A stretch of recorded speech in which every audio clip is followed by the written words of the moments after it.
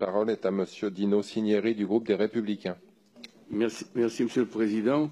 Les agriculteurs doivent faire face à diverses menaces, la concurrence de nouvelles puissances agricoles, la volatilité des prix et des cours, l'effondrement des revenus qui frappent toutes les exploitations, toutes les filières et toutes les familles d'agriculteurs depuis trop nombreuses années, sans parler de conséquences de l'embargo russe qui s'éternise sans réelle justification. Nous attendions beaucoup de la dernière loi de modernisation de l'agriculture, puis des différents plans de sauvetage annoncés avec battage médiatique. Mais toutes ces mesurettes, parce qu'elles ne reposent sur aucune vision économique de l'agriculture, n'ont pas permis à notre pays de se moderniser, d'innover, de développer son activité, ni de gagner des parts de marché à l'étranger. Nos agriculteurs, toutes filières confondues, attendent qu'on les aide à renforcer leur compétitivité, qu'on leur permette de lutter à armes égales face à leurs concurrents européens.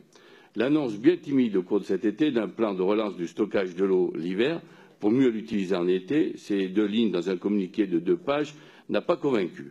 De même, la circulaire du Premier ministre fin juillet annonçant la suppression ou la simplification de 2 normes pour une nouvelle créée laisse dubitatifs les agriculteurs.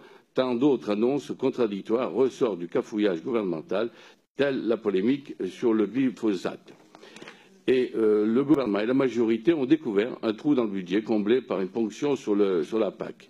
Donc payé une fois de plus par les agriculteurs, qui touchent notamment les indemnités compensatoires de handicap naturel et les crédits pour les mesures agro-environnementales et le bio, les aides à l'installation, à la modernisation et au redressement des exploitations en difficulté.